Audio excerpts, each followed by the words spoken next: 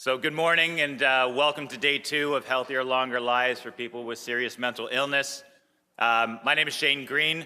I'm the Director General of Development Innovation with Grand Challenges Canada.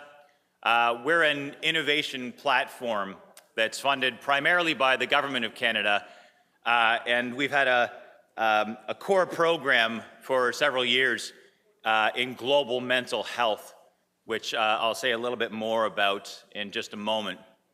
I want to start by just saying that we're really honored and proud to have been able to work alongside such fantastic partners to bring us all together for this important and timely convening. I want to call out in particular Jeff, Pauline, Ken, and the amazing team from Fountain House, Kathy from Columbia's Global Mental Health Program, Shekhar Saxena, and Moitreyee and Jamie from citiesRISE. You've seen everybody. You haven't seen Jamie on stage, but she deserves a shout out for all that she's done.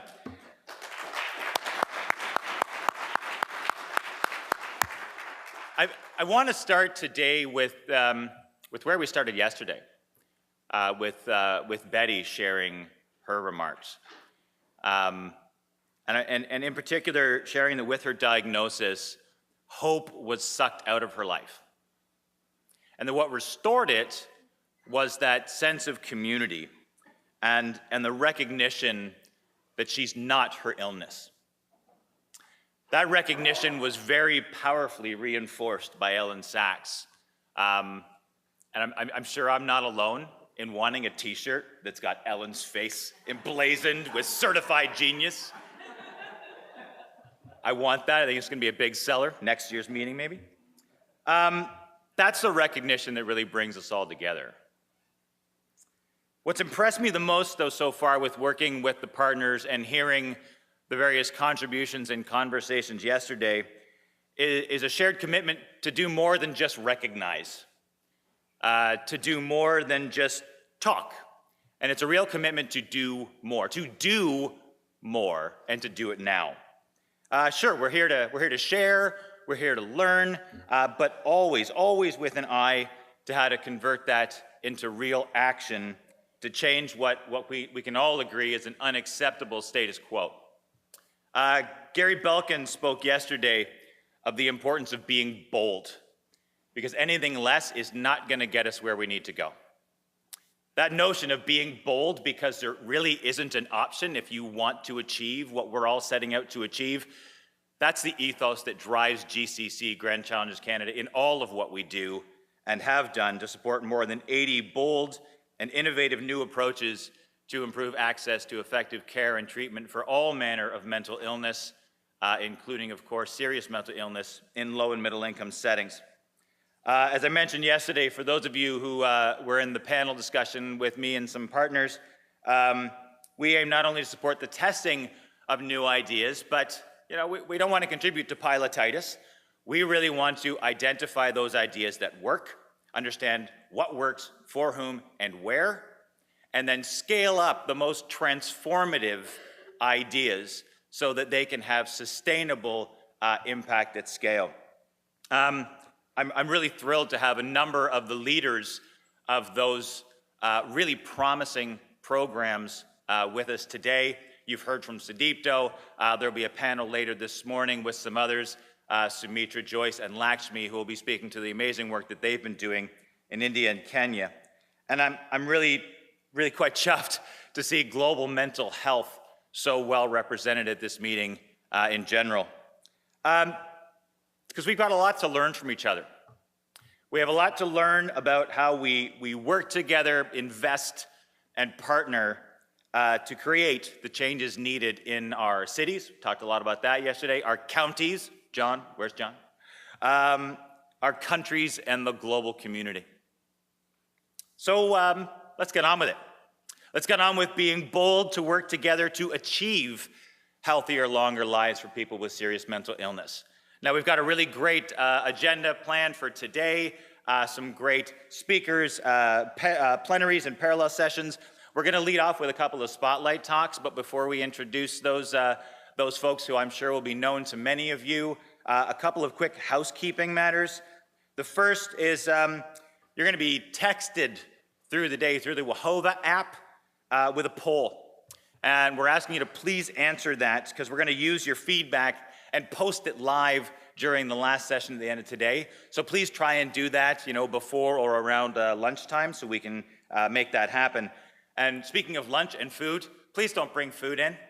I know we're all hungry. I'm thirsty. I've got my water. Hope no one. But please don't bring that in. I'm told that yesterday there was some garbage in here and we're getting charged for that.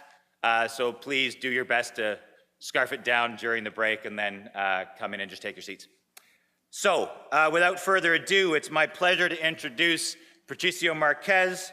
Patricio is the lead public health specialist from the World Bank, and he's going to be talking about mental illness in the context of universal health care and the Sustainable Development Goals. So, Patricio.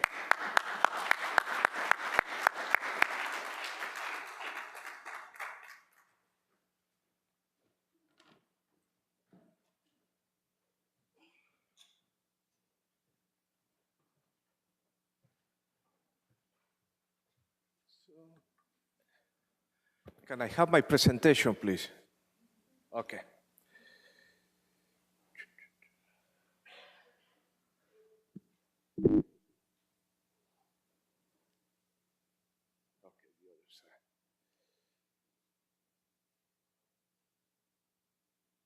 Okay. Very good. Good morning, colleagues. I would like to begin my presentation by expressing our gratitude to Jeffrey and to the rest of the organizers of this event for having invited us to participate and to make a presentation. This is an important topic. So,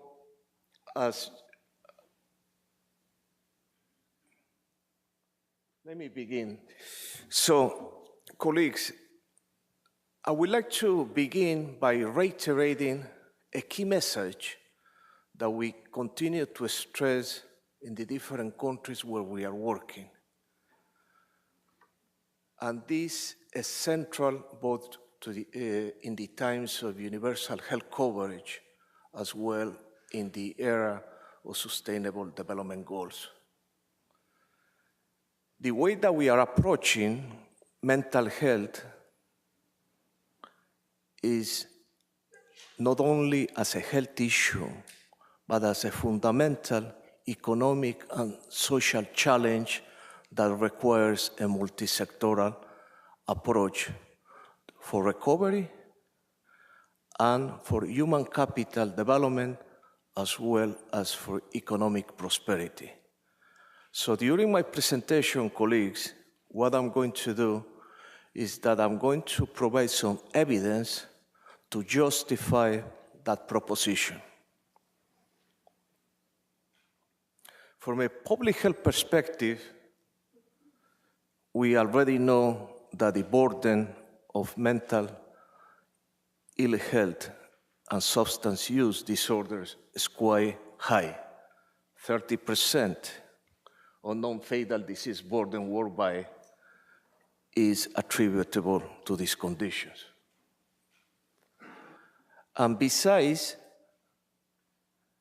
the burden that is imposed on society by mental health conditions, this burden is fully compounded by the fact that there is a comorbidity with different conditions such as cardiovascular diseases, cancer, HIV, and TB. So once we realize the comorbidity element, then we cannot longer accept that there is no mental health parity.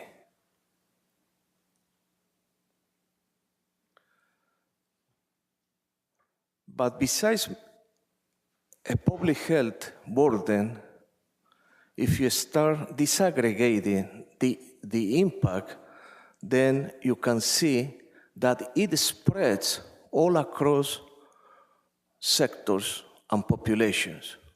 Maternal depression is a key underlying factor for undernutrition and stunting.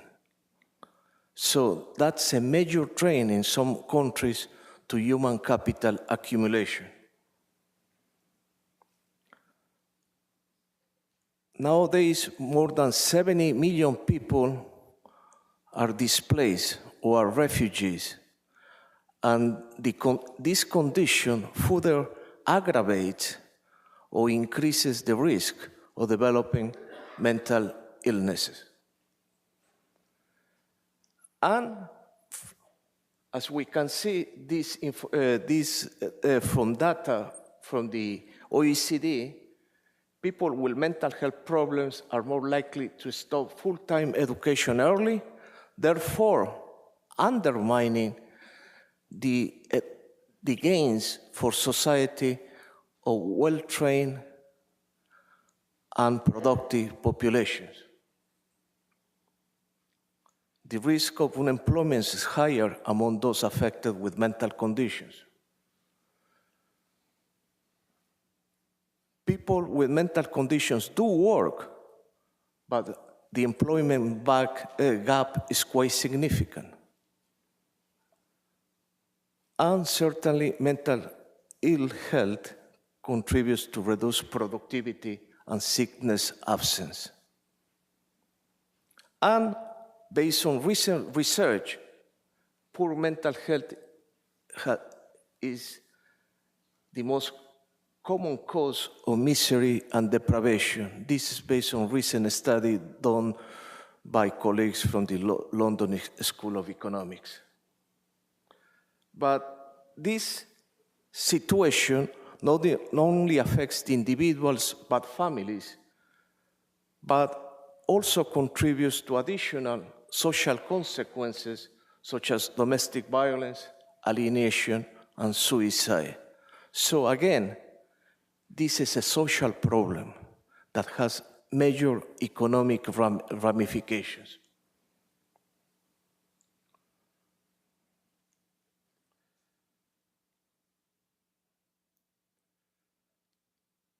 Well, it froze.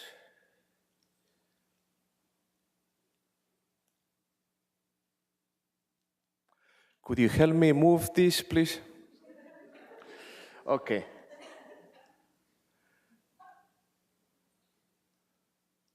Okay, great. And the magnitude of the problem can be easily captured when you see that the direct and the indirect economic costs of inaction to deal with mental illness and social substance use disorders on average account for 4% of GDP. That's a significant amount. And the global losses, based on recent studies that have been done, approach $1 trillion. So, given the magnitude, the nature, the characteristics of this problem, what has been the societal response? The easy answer is that in some cases, the response has been abysmal and often inadequate. In some countries, we are still using 15th century approaches to deal with the mentally ill by confining them into a workhouse type of existence. Data indicates that around 80% with severe mental disorders in low and middle income countries receive no treatment. And that's unacceptable in the 21st century, colleagues. And patients who receive some sort of a treatment receive treatment of very low quality. And the situation is even worse in jails and prisons. in some cases, and certainly the studies that have been done recently in the United States show that prisons and jails de facto have become places of psychiatric care rather than hospitals. And as you can see, recent data show that in Michigan, about 50% of the people in county jails have a mental illness, and nearly 25% in state prisons do. But that's for those who are incarcerated. The question and the challenge is, what happens right after they are discharged back into society? In most cases, these people, due to the lack of access to services and support, are condemned to a revolving life existence of incarceration, homelessness, crime, back to jails and prisons. The situation is also reflected by the low amount of resources that are spent on mental health services. High-income countries spend less than 1%, and certainly the situation is even worse in low and middle-income countries, where less than or about 0.2% of GDP is spent on mental illness. The other point that I wanted to stress is, given this abysmal situation, is that we need a reframing, and we need to place mental health and action to deal with mental health as at the core of sustainable development. And I would like to indicate that there is not wealth without mental health. And I say this for a simple fact. Recent assessments that we have done at the World Bank show that the key factor that generates wealth in a country is not goods and services, it's not natural resources, it's human capital. And human capital tends to account for more than 60% of the wealth that's accumulated in the world, that intangible. So given that, it's very clear that investment in health, both on physical health as well as on mental health, represents a major investment to support countries to develop human capital, therefore to sustain and increase the rates of economic growth. And this situation is becoming more critical in the 21st century, when the premium of good brains, knowledge, and skills is what's driving the knowledge economies and will continue to drive the knowledge economies of the future. So what to do? I think that we need to go beyond myth and stigma, and we need fresh approaches to service provision, but not only within the health sector, but across sectors, because this is a social and an economic issue. We know what to do at the population level, at the community level, as part of healthcare platforms. So that's not the issue.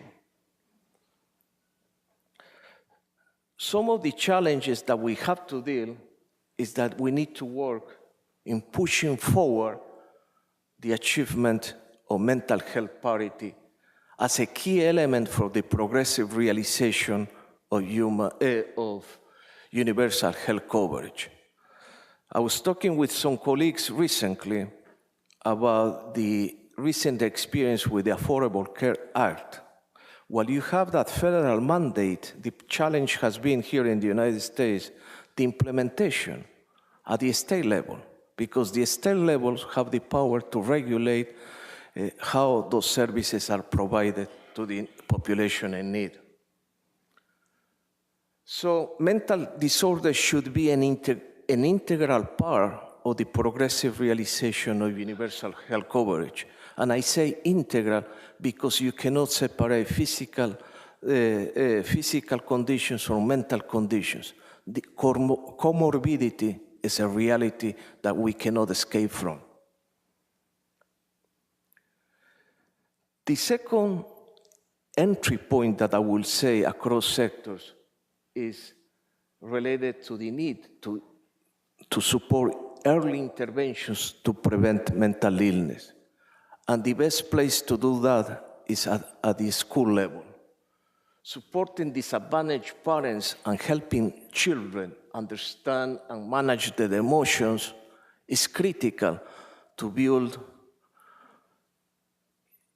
to support cognitive development, emotional intelligence, social abilities, and that's again critical in knowledge economies where you need to have those skills to work as part of teams. Again, integrating mental health as part of wellness programs in the workplace should be seen as a major investment, not only because it benefits the bottom line. Colleagues, as I said before, investing in mental health increases productivity, increases competitiveness of firms and countries. Therefore, you have to see it as a major investment in the top line. So different studies have shown that for each dollar invested as part of wellness programs in the workplace, firms stand to derive $3-4 more for each investment. So from a cost-benefit point of view, it's not only important as a human right, but it's also critical for the top line of enterprises. Yes. I think that we cannot forget the reality of displaced populations and refugees. So one of the things that we are doing in different countries, especially in post-conflict situations, is ensuring that there is a mental health component integrated to the delivery not only of health services, but also to social support, social protection, so in that way you minimize the negative impact and also you support people to reintegrate into the new environment. Finally, colleagues, I think that we need to think beyond the box. I think that this effort will sustain a scale-up effort will require additional resources. I think that we know that scaling up is not very costly, especially taking into account that in some cases, the medications that's required are off-patent, so the drugs that could be provided are generics. We know also that there is a substantial rate of return. So from a business point of view, from an economic point of view, any investment to increase, to scale up mental health services will pay off 3-4 times more than any expenditure.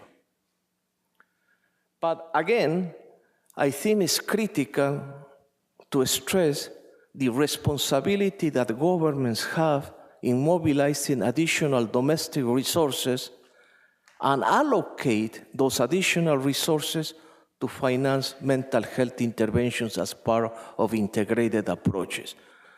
This as part of the social contract. In some cases, governments are not spending at all or very little in creating the conditions that will foster human capital accumulation. They are investing very little in health, they are investing very little in education, and if countries want to compete in the new economy, they need to invest in people. Therefore, mental health investment has to be seen within this broader proposition. Besides domestic resource mobilization, I think that there are different entry points nowadays. There are different initiatives that have resources. So the challenge will be how to make the case in order to leverage those resources, in order to use those resources to bring mental health as part of the interventions. The Global Finance Facility recently went through a major replenishment at the beginning of this week and mobilized $1 billion both from donor countries, philanthropies, and the private sector. And the new commitment or the pledges amounted to $1 billion are going to allow the leveraging of $7 billion from the World Bank in order to help co-finance the scaling up of services for mothers, children, and adolescents. And as part of that, we are pushing forward to bring mental health as part of the integrated response. Then, as I said, employers can do a lot by bringing mental health as part of the benefit packages at the workplace. That's another source to mobilize resources. And finally, colleagues, as we are doing with climate change and gender, the international capital markets offer an opportunity to leverage additional resources by the issuance of social bonds. We have been doing that for climate change at the World Bank. We recently did that for the establishment of a pandemic facility based on the lessons that we learned from the Ebola epidemic in West Africa. And there is an appetite, there is a willingness in the international finance markets to purchase those bonds, and those bonds could be used to create dedicated accounts that could support the scaling up of these integrated approaches. So we need to think outside the box, but in a multi-sectorial way. So colleagues, to finalize my presentation, I would like to mention that as we move forward, we need to prioritize. We need a sustained effort to bring mental health up to the center of the development agenda. We need to increase global awareness and appreciation about mental health as a development and challenge, but also as a good investment to support economic, social development, prosperity, social cohesion, and happiness. The second thing, integration is the name of the game. We cannot think on a silo basis. We need to integrate. I already talked about comorbidity, and comorbidity demands an integrated approach. A cross-sectoral approach is key because the negative impact of inaction spreads across sectors, and mobilizing resources is key. With that, many thanks to all of you for your attention.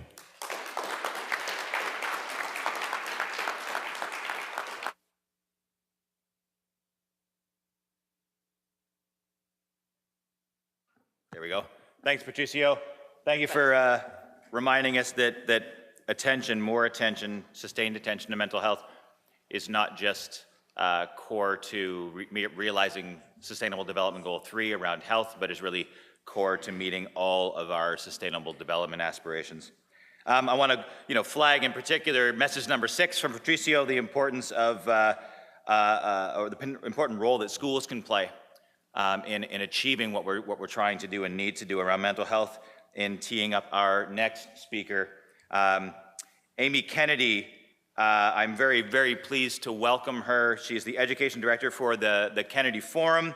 Amy's long been a champion for the idea that we should be addressing mental health issues across the life course, and for the role of schools in promoting mental health and well-being. So please join me in welcoming Amy Kennedy.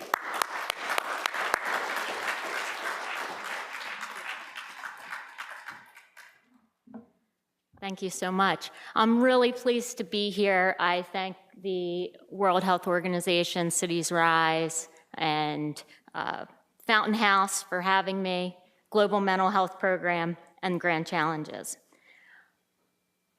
The Kennedys are well known for campaigns and trying to tackle big issues. So in tackling big issues, they attempted the moonshot. They attempted to do the Peace Corps, Alianza de Progreso, and all of these big issues were in an effort to see change that wasn't able to be brought to fruition.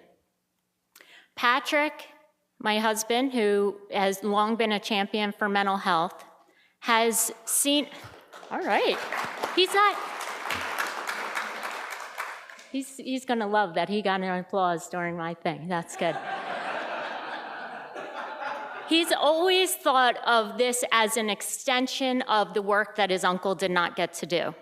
So in trying to tackle the issues of how we can address mental health and knowing that our topic today has been about reframing asylums, about serious mental illness, I think about institutions, and the very first institution as an educational institution, that we have students in this captive audience, and we're talking about down the road, where they could go, and we haven't addressed right from the beginning their brain health.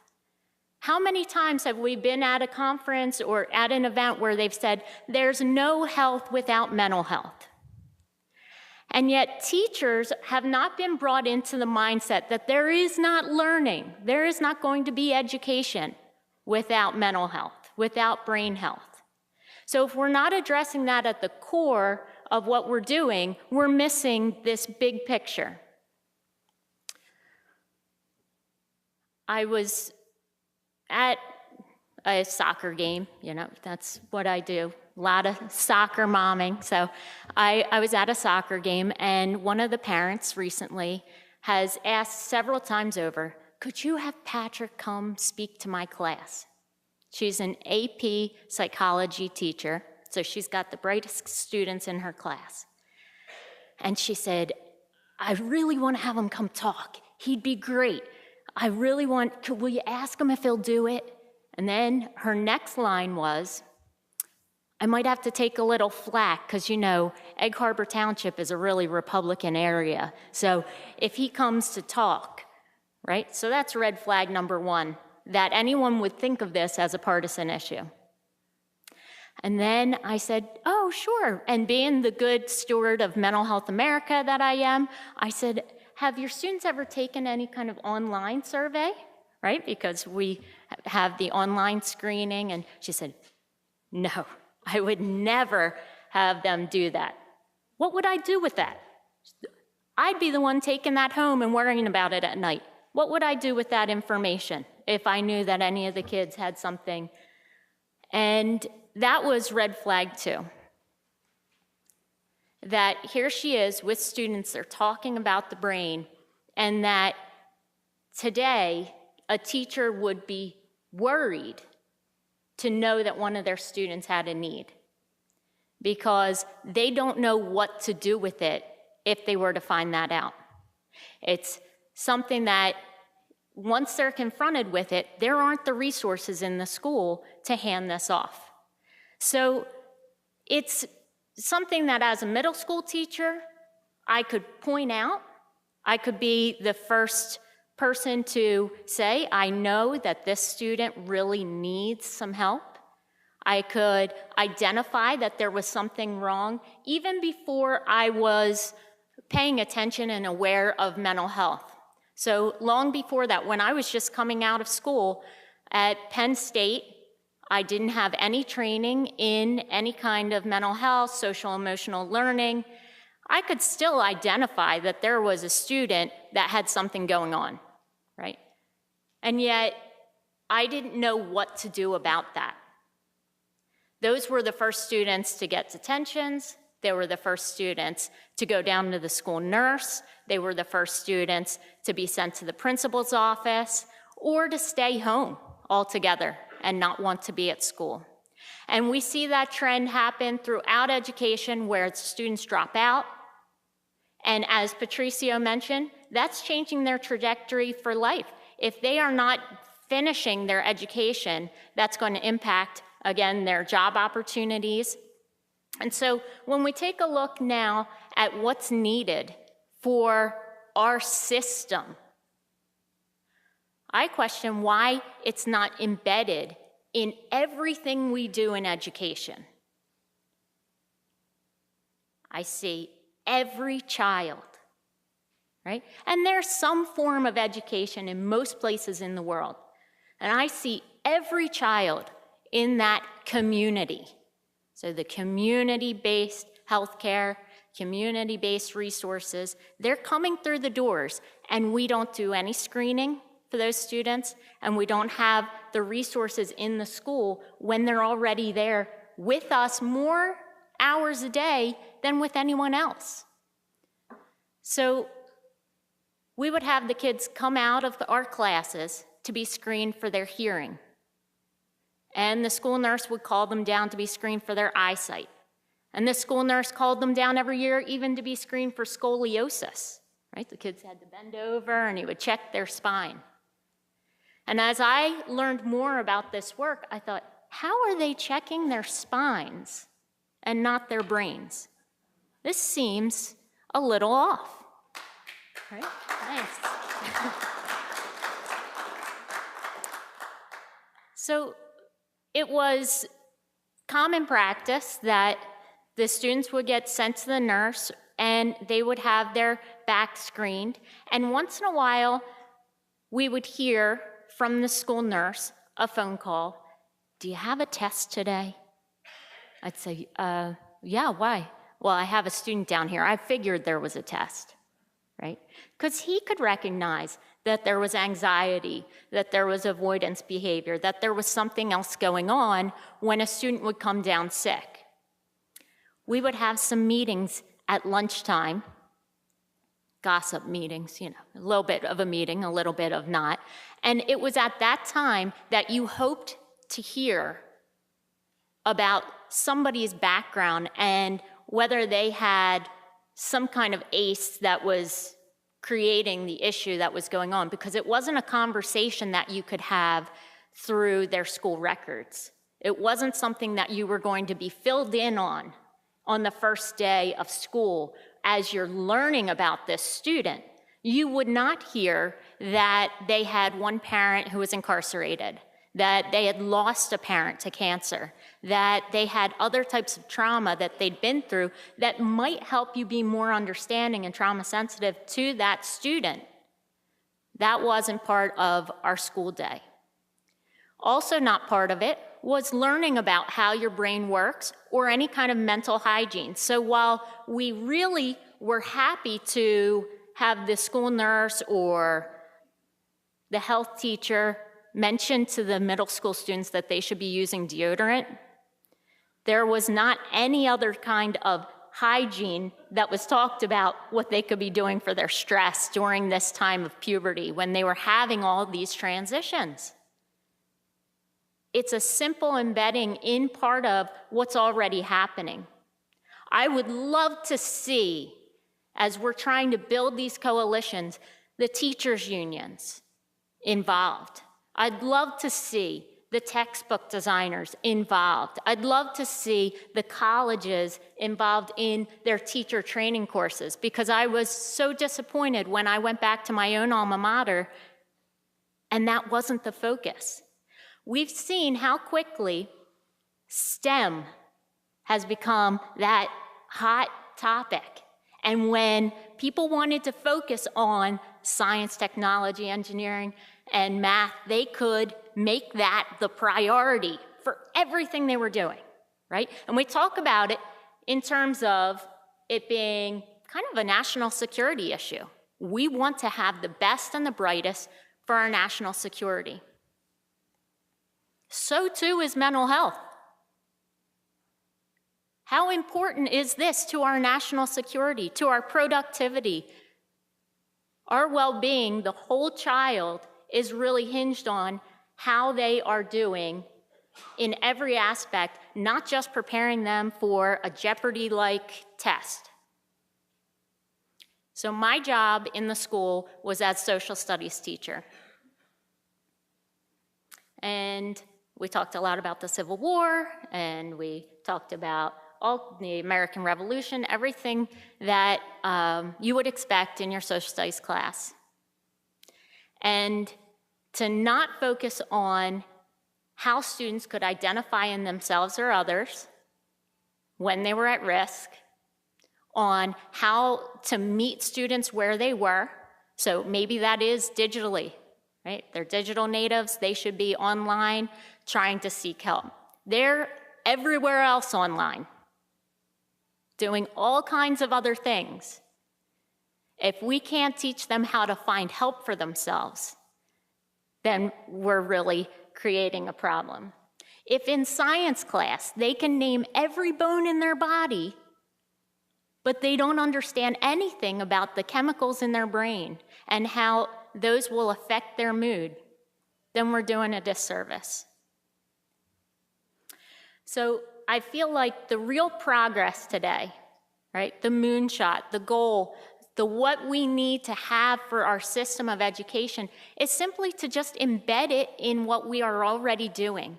It should be part of our science class, our gym class, our health class. It could be part of our screenings. It could be part of our conversation. And I've seen some great examples out there where we've been able to take people within the school building that are not teachers, are not school psychologists, because we know the shortage is there. We know that the burden on teachers is enough. But they've been able to take other people who care about the students, who can learn about the students, like a classroom aide, support staff within the building, to do simple check-ins, to help prepare that student for each day, 5 minutes. And those are the kinds of creative thinking that will have to be done to meet the need today. And so I thank everyone today for your attention to this. And as Kathy and Beverly, and you lead this kind of Peace Corps of mental health to other countries, I know that this is a place that we can start to just make small incremental changes. Thank you so much.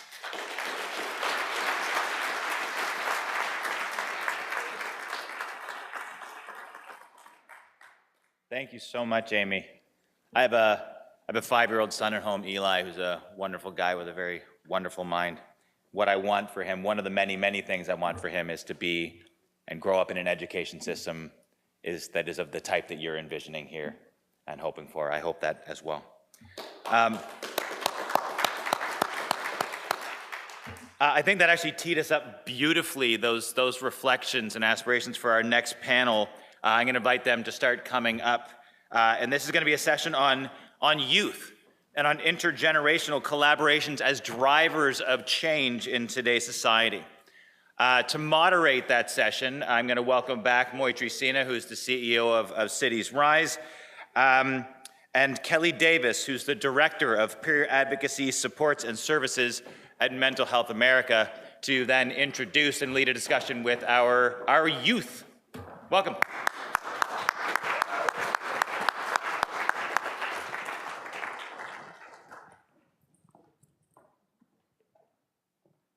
Awesome. Can everyone hear me? Cool. Great. So as mentioned, my name is Kelly Davis. Formally, I'm the Director of Peer Advocacy Supports and Services at Mental Health America. And formally and informally, I really have dedicated my time and hopefully the rest of my life to promoting the ideas and voices of people with lived experience and especially young people. And I'm really happy to be here with everyone today to talk about youth and intergenerational collaboration as drivers of change in a changing world. So I'm co-moderating with Moitreyee, who you all have heard from before. Yvonne, who you heard from yesterday, will also be speaking. Rachel Martin from the Born the Slave Foundation, and then Lian Zeitz of citiesRISE. So to start off, I'm going to talk to you a little bit about my story and why I think this work is so important, transition to Moitreyee, we'll have a discussion, and then we have something to ask of you all. So, for me, the first time I tried to kill myself, I was 10 years old. And my life became more and more treatment, more and more services, and year after year, I had my identity formulated by this idea that I was the sick person. And the older I got, and the more services I got, the lower the trajectory of the rest of my life was, or at least that's the message that I got from other people. By the time I was 19 years old, I was in college and was told, about to drop out of school. I'd been, so depressed I couldn't get off the floor, couldn't make it to class, serious substance use problems, in very toxic situations, and was told, you have bipolar disorder. People like you don't do well, especially not here. You should probably go home. And the message that I got from clinicians was, you're probably gonna be really heavily medicated for the rest of your life. And you probably won't be able to have a family. And all of these things that I'd wanted for myself and wanted to do were gone. And I realized that I had two choices. One choice was to listen to the things that people around me were telling me. And I have a long family history of mental health conditions and diagnoses. So I did see some of the devastation that happened to the people around me from these issues. So I could have, not work, not do the things that I wanted to do, get seriously into substance use problems, or die by suicide. That was kind of the path that was set forth for me. Or I could, by any means possible, figure out how to do this by myself, and with as many resources as I could. And what I found out was there were all these ideas from people with lived experience and people like me that worked for them. And then it wasn't just about telling me that I shouldn't want to kill myself, but helping me to create reasons to stay here and things that would make me feel like my life was worth living, regardless of what symptoms I might have or what I was told about myself. And I was very excited at first, and then I got real mad because people like me have been saying these things. And young people around the country and around the world, I found out, shared a lot of these ideas, that it wasn't just about how to deal with me and manage my life as a person, but how can we come together to create communities where everybody is involved, and not just about activating people to take care of themselves and adjust to oppression and adjust to really painful situations, and activating them to live well lives and help improve the rest of the world and their communities. And as I started sharing my story, I was put on panels, and I told my story, I did my dance, and everyone clapped, and then they kept saying the things that they were saying. And what I said was a nice story and made people feel good for, probably 5 minutes, and that was it. So for me in particular, I was talking about college mental health and saying, this is not just awareness. This is not just more clinicians. There's so much more that we could be doing to equip people to survive college, but to contribute to the world all of the valuable things they have to offer. And nobody was listening. So I said, you know what? People like me don't have time to wait. I, by the grace of something, didn't die. And I felt an obligation to say, you know what, I'm not gonna wait around for you, I'm gonna go around you. And I started at Mental Health America, what's called the Collegiate Mental Health Innovation Council, where we go to students around the country, find students who have found ways to fill gaps in traditional mental health services and supports on their campus, promote their ideas, connect them together, and then help other students who are interested build those out in their communities. And really, part of what has been really helpful for me is